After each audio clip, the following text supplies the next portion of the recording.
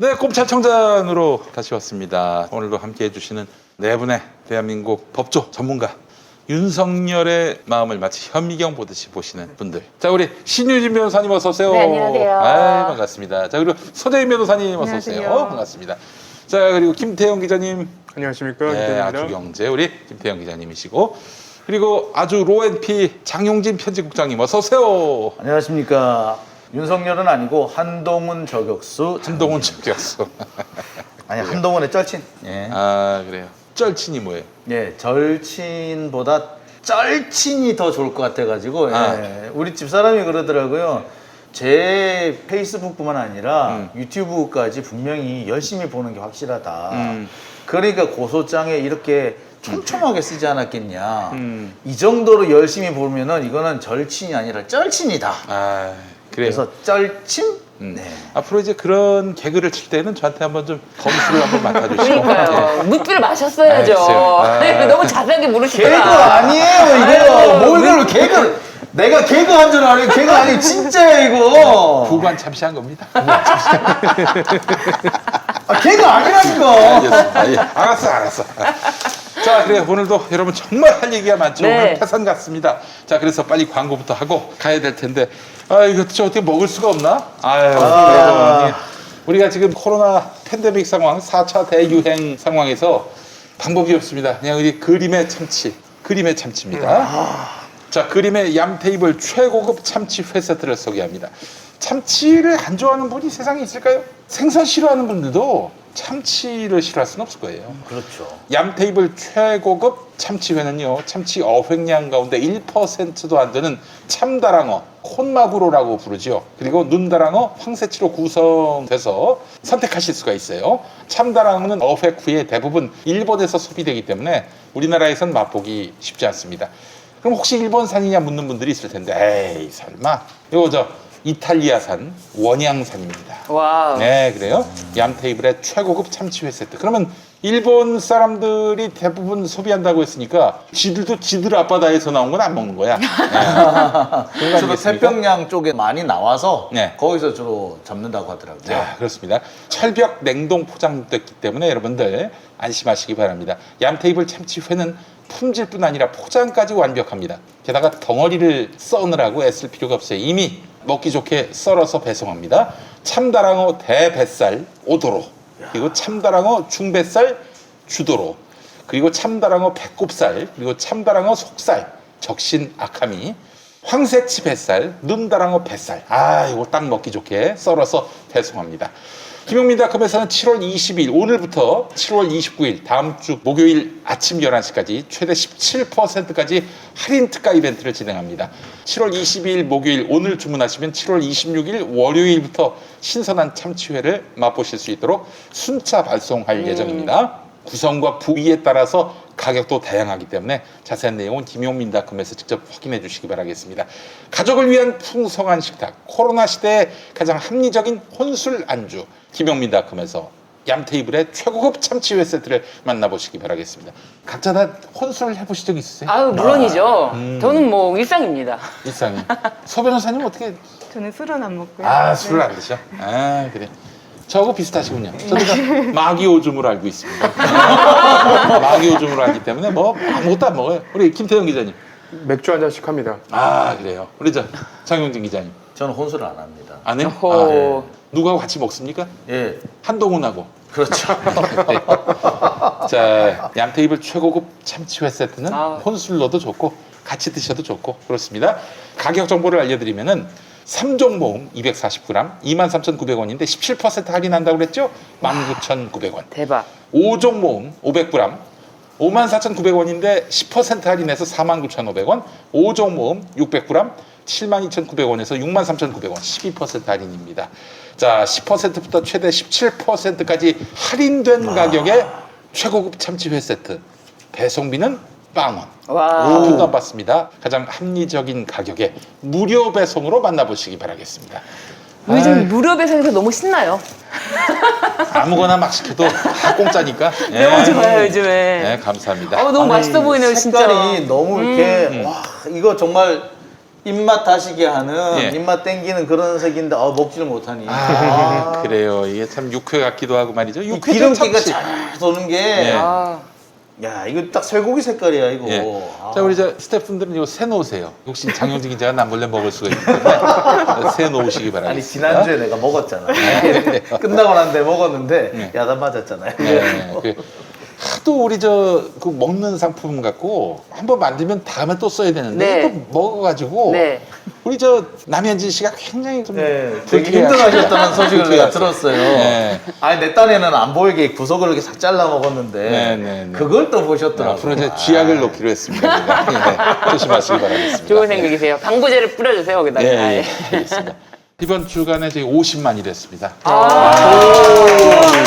구독자 수 50만 도와주신 우리 네 분의 전문가분들 너무 감사드리고 앞으로 우리 더욱더 열심히 경주해야 되겠습니다. 네. 매주 굉장히 많은 분들이 시청하고 계세요. 그렇기 때문에 우리가 무거운 책임감을 안고 방송을 해야 될 것 같은데 50만이라고 그러니까 갑자기 막 신나네요. 50만이면 한 10만만 더 하면은 포항시 인구쯤 됩니다. 아. 그래요. 여러분들 많이 더 열심히 최선을 다해서 네. 예. 속초시 인구가 8만 오, 네, 8만. 대박. 그러니까 68에 48 6배네요. 6배 이상의 그런 구독자 수를 보유하고 있습니다. 여러분 많이 도와주시고 더 좋은 방송으로 우리 시청자들께 보답했으면 좋겠습니다. 오늘 아무래도 김경수 지사 판결 얘기를 안 할 수가 없을 네. 것 같은데 많은 분들이 대법관의 보수 성향, 네. 이동원 대법관의 보수 성향 네. 이런 것들을 지적하고 있고요. 이게 사실 소부에서 결정이 났단 말이죠. 네. 전원 합의체로 가지 않았고. 네. 근데 사실 이 사안 같은 경우에는 우리 경남 도민들이 투표를 해서 선출한 그렇죠. 도지사직을 날리느냐 마느냐의 문제인데 네. 사안의 성격상 이거는 전원합의체로 가야 되는 것이 마땅하지 않았을까요? 전원합의체로 가야 되는데 소부에서 전원합의체로 회부하지 않은 거죠. 소부에서 회부하지 않은 이유는 소부에서 합의가 됐다.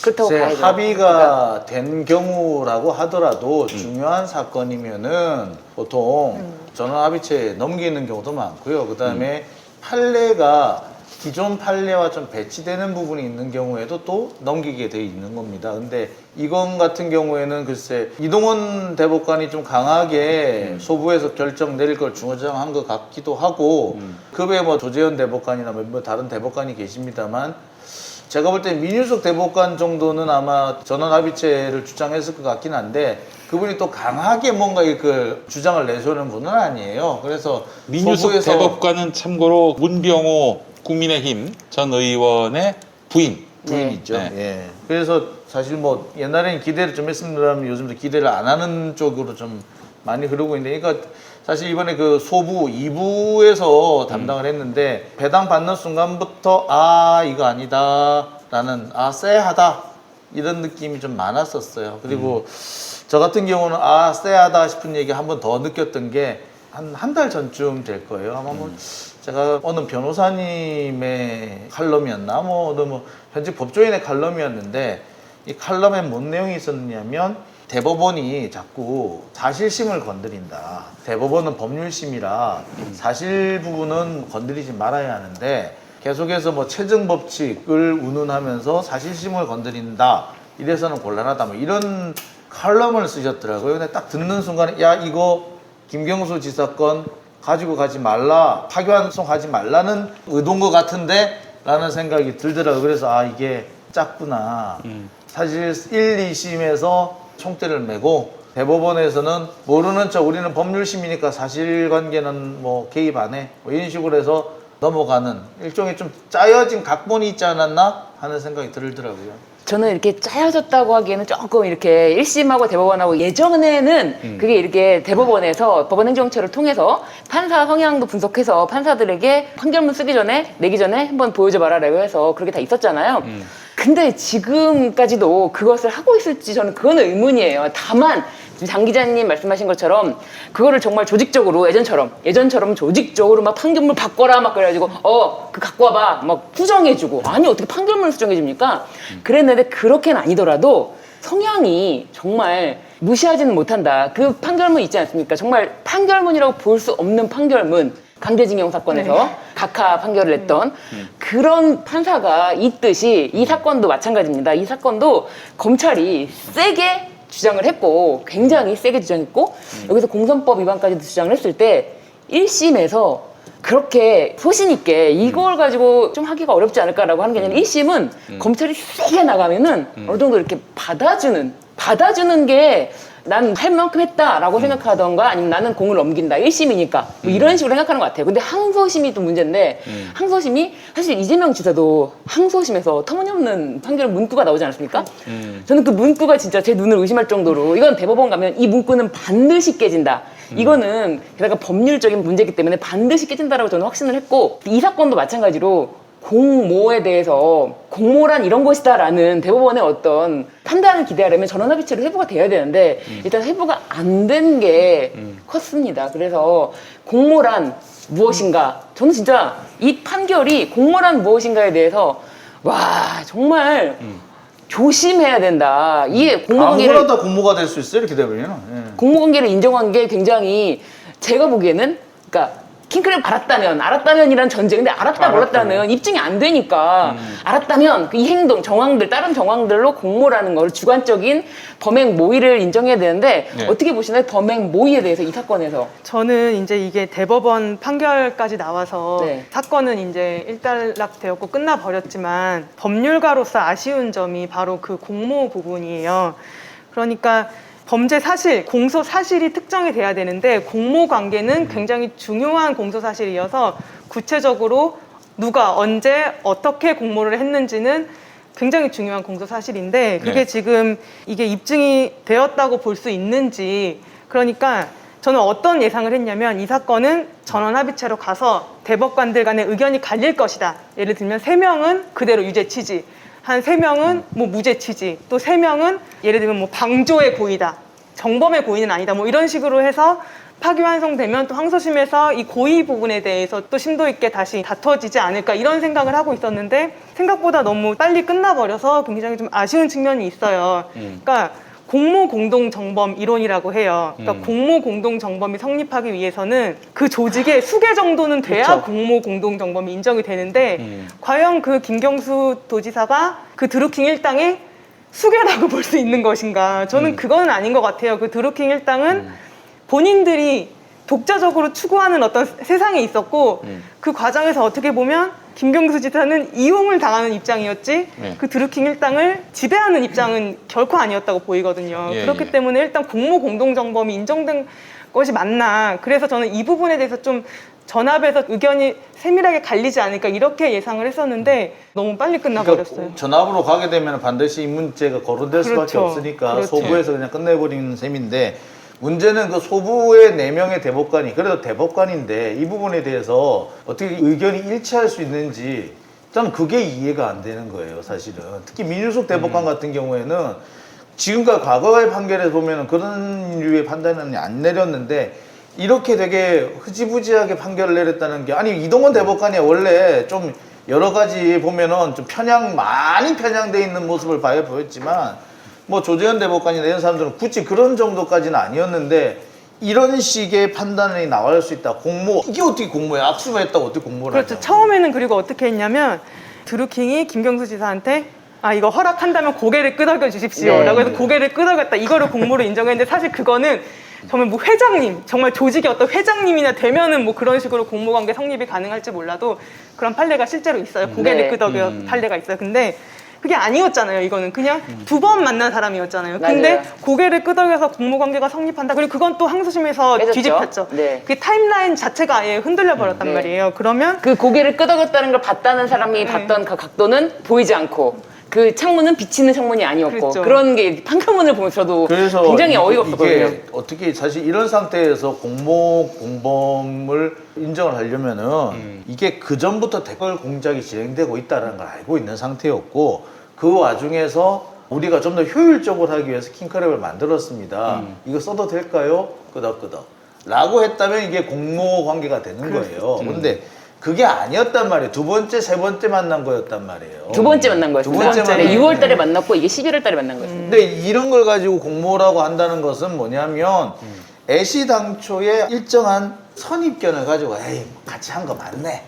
그러니까 뭐 센다이든 오사카든 총영사도 준다고 그러고 아니 뭐 2번 만났는데 총영사 왜 줘?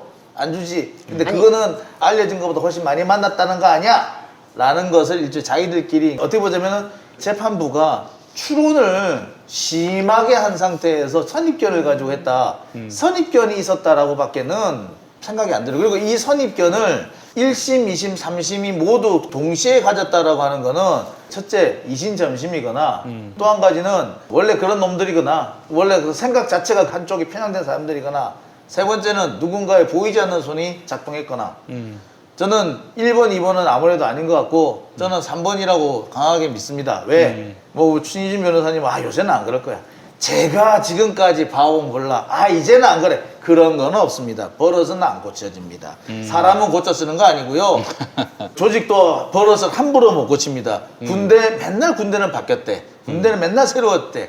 공군은 맨날 육군 보고 육군하고 공군은 달라요. 다르긴 뭐가? 개뿔이 달라? 옛날과 지금과 뭐가 달라? 똑같아요. 이 사람들이 옛날보다 좀 더 조심스러울 수 있고 좀 더 몸을 사릴 수는 있을지언정 결정적인 건에서는 작동할 건 다 작동할 거다 라고 저는 생각합니다. 저는 한마디만 하면 저는 이 사건 자체가 사실 대법원까지 오는 과정에서 조금 더 다뤄줬으면 하는 부분이 그런 거예요. 이 사건이 국정원 댓글 조작 사건 이후에 벌어진 사건이란 말이에요. 그러면 네. 민주당의 이제 대통령 후보가 그 당시 문재인 대통령의 이제 공보를 김경수 지사가 담당을 하고 있었고 이 사건을 알고 있었던 상황이기 때문에 요거를 가지고 댓글 조작을 했을까라는 점에 일단은 첫 번째로 그냥 의혹이 있고 그리고 드루킹이 이제 은밀하게 공모를 하려고 마음 먹었다면 국회에 찾아와서 자기 신분도 밝히고 찾아와가지고 국회의원회관에서 김경수 지사를 만날 이유가 없어요. 밖에서 만나죠 무조건. 근데 그런 점에 대해서도 사실은 김경수 지사가 밝힌 내용만 살펴봐도 저는 좀 합리적인 부분이 있다고 생각을 하거든요. 실제로 이제 뭐 샌다이 총영사라던가 드루킹이 원하는 사람들을 그런 윗자리에 안 앉혀주니까 처음에 갖고 나왔던 건 국회 그 보좌관 500만 원 관련한 이슈였어서 이 사람들이 공모를 했다기보다는 김경수 지사를 이용하려고 했다라는 정황들이 더 많이 보였는데 그런 점이 다뤄지지 않아서 조금 아쉽습니다. 네. 그렇죠. 이제 그 판결문에도 나와 있어요. 1심 판결문에 드루킹 일당이 이거 우리가 좀 형을 가볍게 받으려면 김경수 지사를 끌어들여야 된다 이러면서 본인들끼리 어떤 모의한 내용도 나오고 그거를 이제 김경수 지사가 우리한테 시켰다라고 하기 위해서는 거기에 맞는 어떤 증거들이 이제 나와야 되잖아요. 그래서 무슨 말까지 했냐면 김경수 도지사가 우리 힘내라고 피자 사 먹으라고 100만 원도 줬다 뭐 이런 말까지 이제 하면서 그렇게 어떻게 보면은 이 사건에 이제 끌어들였고 그 부분이 법원에서 잘 다뤄지지 않은 게 좀 안타깝죠.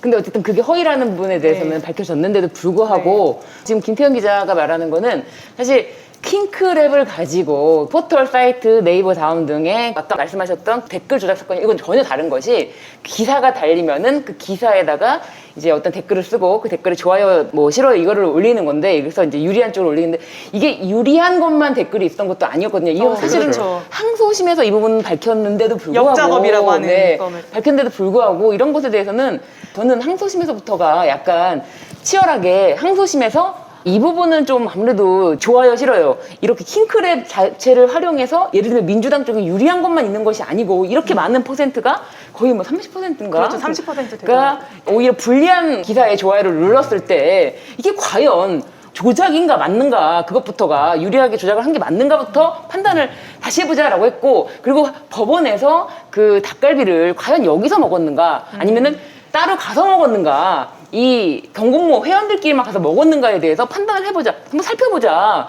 그 한번 수사 보고서에 기재된 대로 전화 통화를 했죠 수사관이 그 닭갈비 집에 그랬더니 그 전화 내용이 맞는지를 불러보자고 법원이 했단 말이에요 법원이 그렇죠. 여러 가지를 밝히려고 노력을 했어요 노력을 했고 밝혀낸 것도 있어요 있는데 결론이 어떻게 보면은 그 항소심 결론이 항소심에서 이제 재판장님이겠죠. 아무래도 결론이 유죄다라는 결론을 내리시고 아무리 그렇게 너네가 열심히 해도 이건 유죄다. 그래서 이건 유죄야. 그렇게 하지 않으면은 굳이 재판을 그런 식으로 끌고 가지 않잖아요. 모든 게 선명하면 그렇게 여러 가지를 항소심에서 뒤져보질 않는다고요. 다 뒤져보고 그거 몇 퍼센트인지 불리하다고 하는 그거에 대해 몇 퍼센트인지를 알아보고 조사해보고 그 조사 보고서도 내라고 다 했는데 어째서 결론은 유죄니까 유죄다라고 났는지 그래서 또 대법원으로 갔더니 대법원에서도 마침 글쎄요, 이거 보이지 않는 소원에 의해서 이끌렸는지 어떻게 됐는지 이끌려 가듯이 해서 이 소부에서 그냥 결정이 난 거죠. 이거는 그러니까 굉장히 진술이 많아요. 진술이 많은데 이 경공모 회원들 드루킹 일당의 진술이 많은데 그 진술의 신빙성이 많이 깨지고 진술이 거짓이고 허위라는 것도 드러난 것도 굉장히 많은데도 불구하고 이제 유죄가 되는 진술만 남겨놓고 나머지는 다 버리고 그리고 김경수 지사가 입증했던 자신이 무죄라는 알리바이 예를 들면 같이 그 시연이 없었다. 난 시연을 보지 못했다. 같이 닭갈비를 먹었다라는 여러 가지 증거라든지 구글 타임이라든지 이런 거는 무죄가 나올 수 있기 때문에 이런 증거는 버립니다. 그래서 결국 내 손에 증거가 이렇게 남은 걸 보니 이건 유죄다라고 하는데 그냥 유죄 증거 무죄 증거 다 있지만 본인이 취하고 싶은 것만 딱 취해서 결론 딱 낸 거예요. 그래서 정말 이 사건은 뭐 판결문을 자세하게 읽어보면 특히 항소심 판결문을 자세하게 읽어보면은 이게 참 법원이라는 곳이 그렇게 막 정의 예를 들면은 무죄 추정의 원칙 의심스러울 때는 피고인의 이익으로 이런 거는 다른 데서만 적용되는 다른 사건에서만 특별 사건에서만 적용되는 거구나라는 생각이 좀 많이 들었습니다 진짜. 말씀해 주신 것처럼 항소심에서 그 재판부에서 오히려 이게 지금 공모관계가 맞느냐에 대한 합리적 의심이 들 만한 증거들을 굉장히 많이 찾아냈고 네. 많이 밝혀졌어요. 근데 그 날에 이제 시연이 있었냐 없었냐 제가 이제 두 번째로 아쉬웠던 거는 이거예요. 첫 번째는 공모관계고 두 번째는 시연이 있었냐 없었냐가 굉장히 중요한 그런 사실이었는데 그러기 위해서는 이 드루킹 일당 중에 그 네. 개발하는 사람이 그 시연을 위해서 그날 준비를 했다. 네. 이게 이제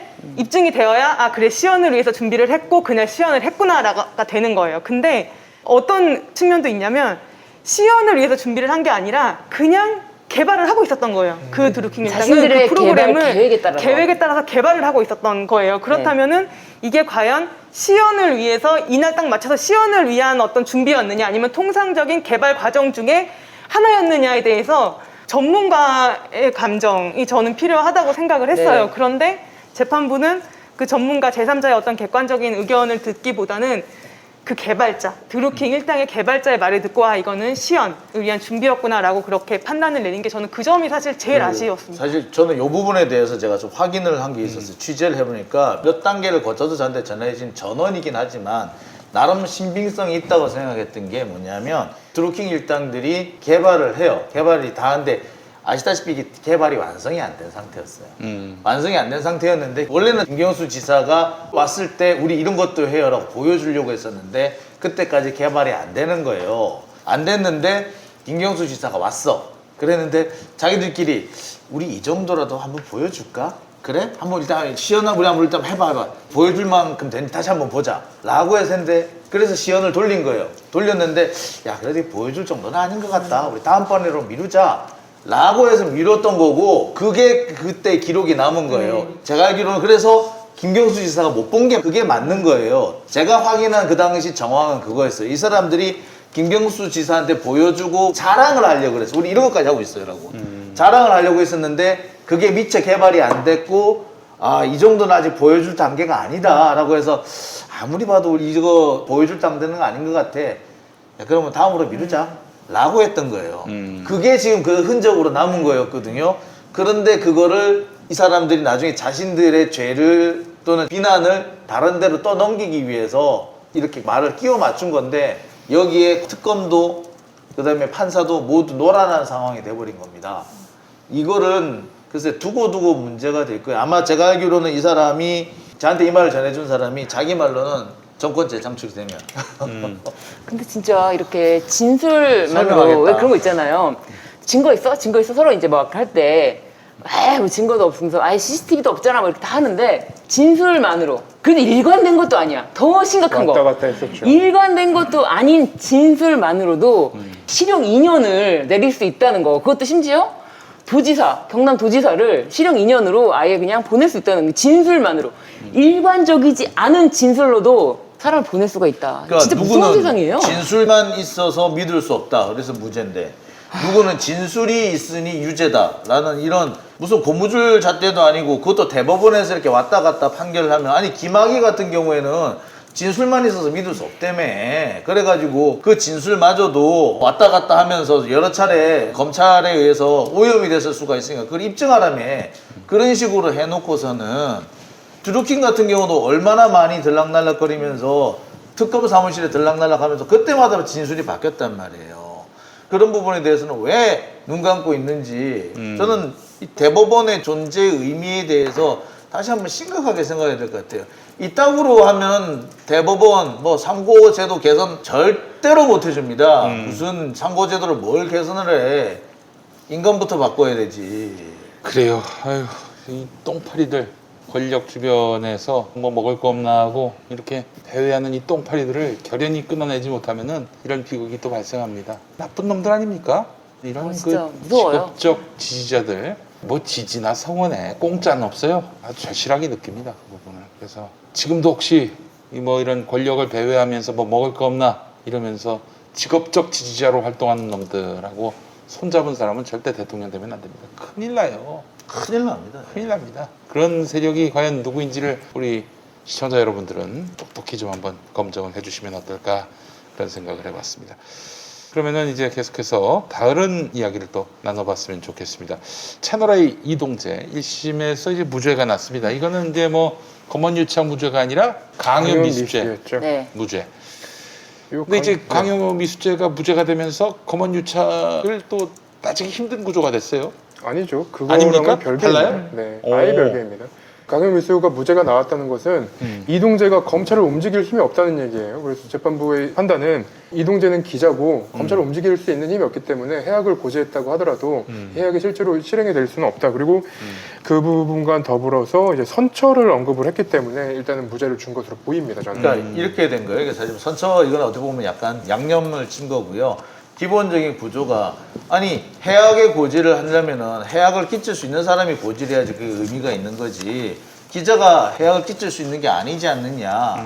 예를 들어서 기자가 니 우리한테 협조 안 하면 너 확 그냥 기사로 긁어버릴 거야 라고 했다면 그게 해악의 고지가 되겠지만 니 수사 세게 봐도 나한테 협조 안 하면 이거는 기자가 할 수 있는 일이 아니기 때문에 설령 상대방이 그로 인해서 공포감을 느꼈다고 하더라도 그거는 오인이지 그거를 해악의 고지라고 하기는 어렵다라는 취지라고 보여져요. 그러니까 여기서 결정적인 건 뭐냐면 이동재 뒤에 한동훈이 있다라는 증거가 없지 않냐. 즉 한동훈의 수사라든지 수사 예비 행위 같은 거를 이동재가 대리해줬다. 그 하청을 받았다. 검찰의 업무로 하청을 받아 협박을 하청받아서 했다라는 증거가 현재로서는 나오지 않았으니 이거는 검언유착은 아니다라고 얘기를 하는 거죠. 다만 검언유착이 아닐지라도 니 그런 식으로 말하고 다니는 거는 안 돼. 그건 도덕적으로 잘못된 거야. 라고 말한 거죠. 따라서 검언유착이 있었는지 없었는지 부분이 아니라 검언유착의 존재를 인정을 하면서도 그 정도로 가지고는 처벌하기 어렵다라는 취지로 받아들인 게 맞습니다. 근데 지금 어쨌든 조선일보에서는 검언유착에 대해서는 없었다라고 판결을 했다 이런 식으로 강하게 얘기하고 있으니까 이 부분에 대해서는 좀 더 밝혀야 될 부분이 있는데 참 저는 어이가 없는 게 이동재가 이제 법원에서 재판 진행될 때 계속 이런 얘기를 했어요. 그 한동훈 목소리를 들려줬다라는 그 부분에 대해서 내가 혼자 녹음한 거다라고 주장을 했잖아요. 그래서 네. 우리가 이제 이동재한테 혼자 다 그렇게 하지 말고 얘기를 해라라고 했는데 참 그렇게 해야 이동재도 본인도 산다. 자기가 지금 한동훈을 보호하는 게 아니라 자기 자신을 보호하기 위해서 이런 행동을 하는 거다라는 것도 알긴 알았지만 그 기자 정신이 앵큼하게 남아있으면은 정말 끝까지 저럴까 하다가도 백 기자 있잖아요. 후배 백 기자. 백 네, 기자가 있죠. 그나마 녹음했던 것들을 들어보면은 분명히 한동훈도 그런 사실에 대해서 알고 있었고 그리고 만약에 자기 목소리를 누군가 흉내내서 녹음해서 자신을 사칭한다. 본인을 사칭한다. 아무리 자신이 원하는 수사를 갖다 준다고 하더라도 그러면 상식적으로 한동훈 검사장이 누굽니까? 우리 장유진 기자님께서 맨날 뭐라고 하면은 그거에 대해서 꼬투리 모든 거를 다 잡아가지고 나를 가지고 넌 나를 이렇게 이런 식으로 쓰면 명예훼손 이거는 손해배상 해야 된다. 아니 심하잖아요. 이동재가 한동훈 입을 팔아서 자기가 목소리까지 흉내내고 이건 진짜 심각한 거 아니에요? 최근에 입장문을 여러 번 냈어요. 한동훈 검사님. 근데 그 입장문 중에 하나에 어떤 내용이 들어있었냐면 이동재 기자는 사건 이후에 나한테 여러 차례 사과했다. 라는 점이 들어있습니다. 아니 사과하면 빨리 어느 사과하세요. 목소리를 흉내내도 되고 다 해도 돼. 사과해. 아니 똑같이 사과를 해도 저기 누구야 유시민 이사장 같은 거 사과해도 뭐 그냥 안 했잖아. 그러네요. 그거는 그거 말 그대로 선택적인 거죠 아마도 선택적인 거. 선택적이라기보다도 너무 뭐 그렇게 이제 와서 그렇게 말하기엔 너무 늦지 않았나? 처음부터 버럭 화를 냈어야죠. 화를 내지 않았는데 사과한 게 무슨 의미야? 그렇죠. 화낸 적도 없잖아요. 그리고 너무 웃긴 게 이 채널A 자체 진상조사 보고서 있잖아요. 그렇죠. 요게 이제 사건과 가장 가까운 시점에 그렇죠. 사건 내용이 기록된 내용입니다. 네. 근데 이동재 기자는 재판 과정에서 뭐라고 했냐면 녹음 파일은 없다. 녹음 파일은 없고 이 녹취록을 내가 변호사 11명이랑 대화한 내용을 가지고 짜깁기 한 거다. 그래서 이거를 제보자 X한테 보여줬다라고만 얘기했는데 여기 뭐라고 나와 있냐면요. 노트북 화면에 띄운 녹취록을 제보자 X한테 보여줬고 7초간 자신과 제보자 X한테 이어폰을 서로 끼우고 네. 녹음 파일을 재생했다는 내용이 나와요. 네. 그러면 그 목소리를 듣고 제보자 X가 나가서 이거는 한동훈 검사다라고 얘기를 한 거기 때문에 이 녹음 파일이 뭐 여러 명 짜깁기 쓰면 막 기계음처럼 막 왔다 갔다 했을 거 아니에요. 그게 아니란 말이에요. 그래서 그때는 이제 사실은 증인이 나와서 진술을 해야지 그 부분에 대해서도 이제 증명이 될 텐데 그런 부분이 좀 아쉽긴 하죠. 그래서 제가 지금 취재해보니까 항소심에서는 네. 제보자 X가 이 재판에 나온다는 얘기를 제가 들었습니다. 근데 항소심에 제보자 X가 나오면 이거는 뒤집힐 가능성이 저는 있다고 생각을 하고 그리고 제가 또 추가적으로 취재한 내용 중에 하나가 이런 거예요. 이 타임라인대로만 설명을 해보면 3월 13일에 이동재 전 기자가 제보자 X한테 이런 얘기합니다. 사법 절차에서 성의 있는 진술은 효력이 발생할 수밖에 없다. 이런 내용을 고위검사랑 얘기하고 나서 이거를 얘기를 해요. 그리고 3월 16일에 검찰에서 남부지검에서 조사를 해요. 그 VIK 참고인들. 근데 이 검찰에서는 자기들은 뭐 유시민 이사장이라던가 그런 사람들을 물어본 적이 없다고 얘기를 했으나 검찰 수사보고서를 제가 확보를 했습니다. 근데 수사보고서에는 어떤 내용이 나와 있냐면 여권 관계자와 유명인에 대한 어떤 얘기를 들어본 적 없다는 참고인의 그 참고인은 지금 아마 피고인이 됐을 겁니다.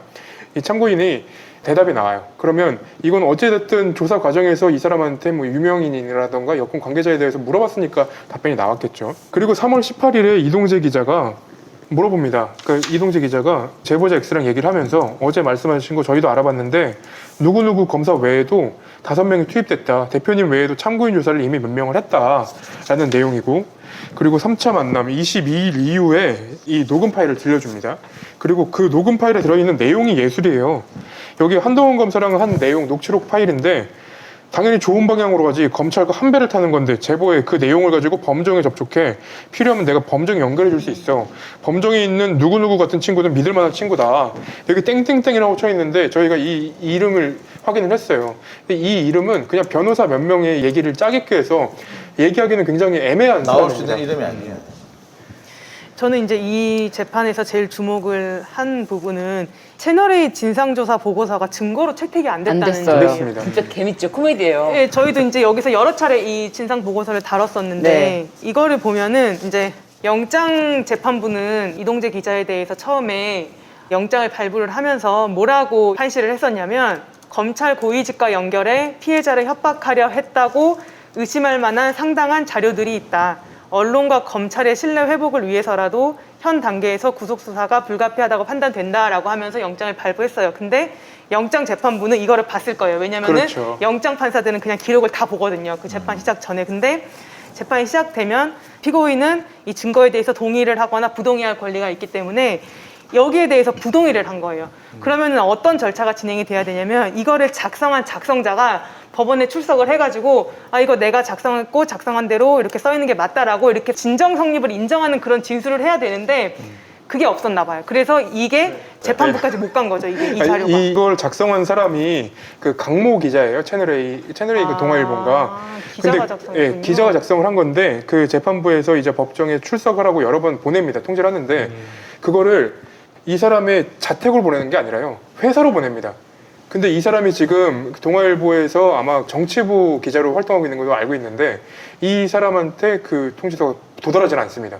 한 3번 정도 도달하지가 않아서 결국은 제보자 X와 이 사람 둘 다 안 나오는 걸로 끝이 납니다. 그렇게 됐군요. 그래서 저는 무슨 생각을 했냐면 저희도 이제 변호사가 고소 대리를 이제 해요. 피고인도 변호하지만 고소 대리도 하는데 제가 이제 수사 단계에서 열심히 작성한 고소 대리인 의견서라던가 고소장 같은 게 공판 단계에 가면은 피고인이 부동의를 해버리면 증거를 쓸 수가 없어요. 왜냐면 제가 거의 법정까지 나가서 이거 내가 쓴 게 맞다 뭐 이렇게까지 하진 않거든요. 그건 좀 이상한 거예요. 그래서 그럴 경우에는 변호사가 쓴 고소대리인 의견서는 그냥 재판부가 다 못 보는 거예요. 거기에 어떤 사건의 어떤 골자들이 다 들어가 있는데 열심히 썼는데 그럴 때 저는 어떤 방법을 쓰냐면 아니 좀 그렇긴 한데 영업 비밀 아닌가요?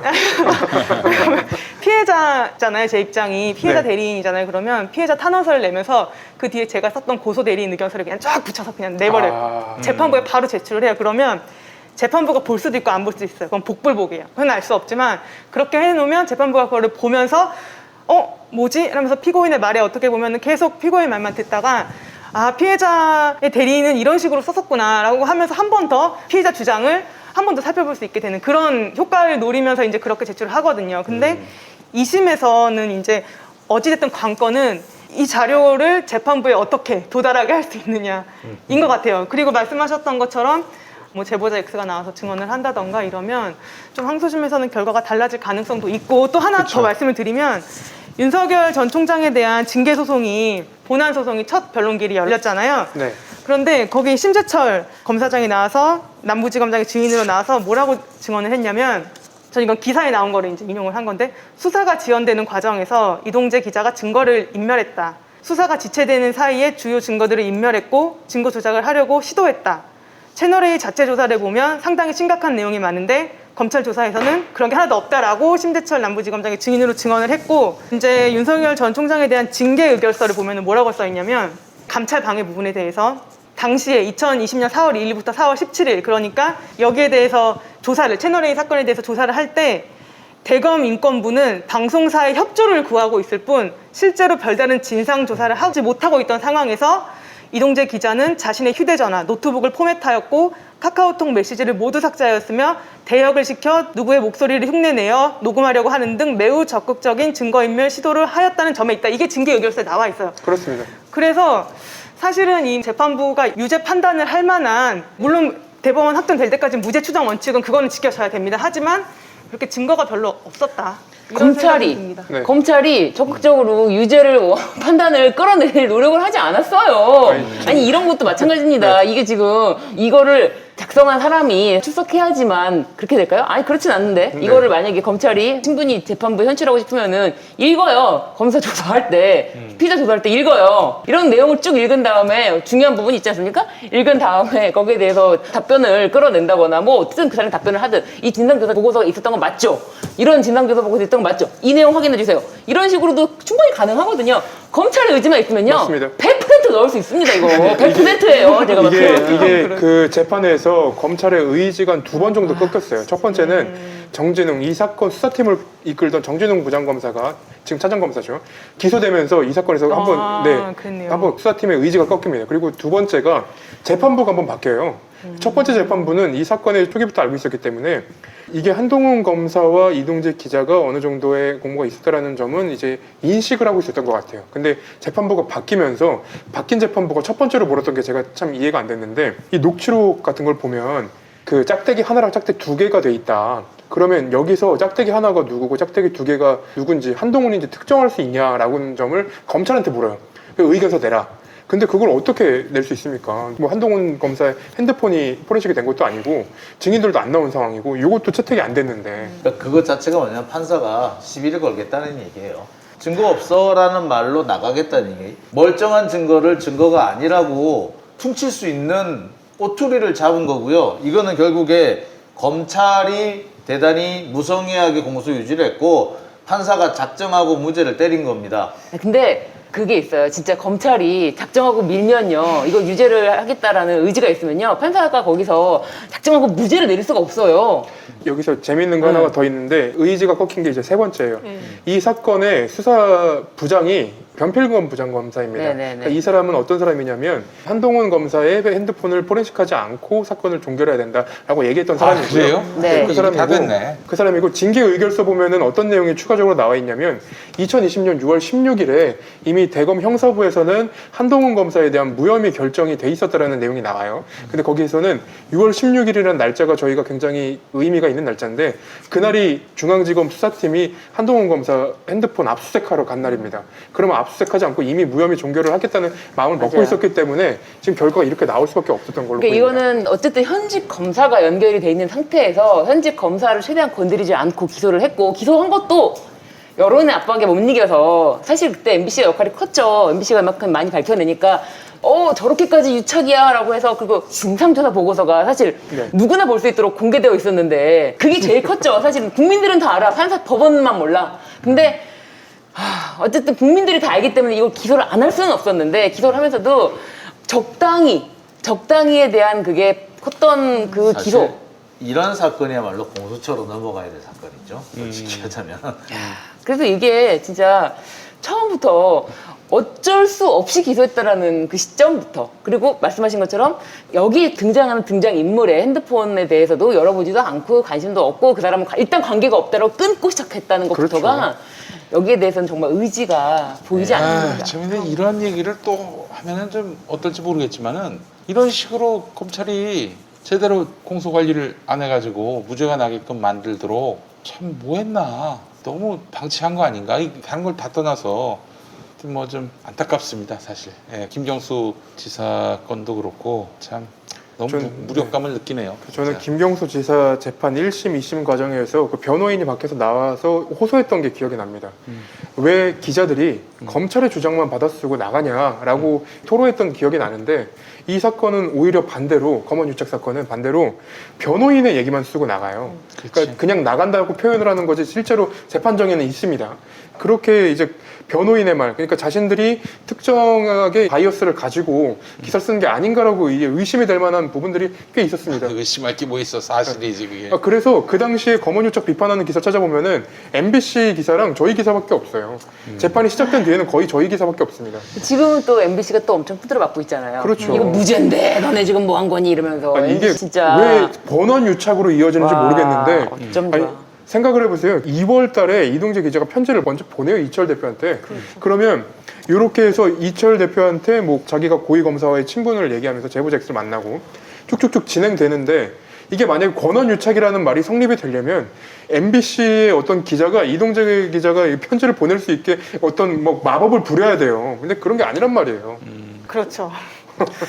그리고 만약에 정말로 이동재가 감정에 빠진 거면은 그 자리에 배혜림 사회부장이나 그 윗선이 나오게끔 유도를 해야 돼요.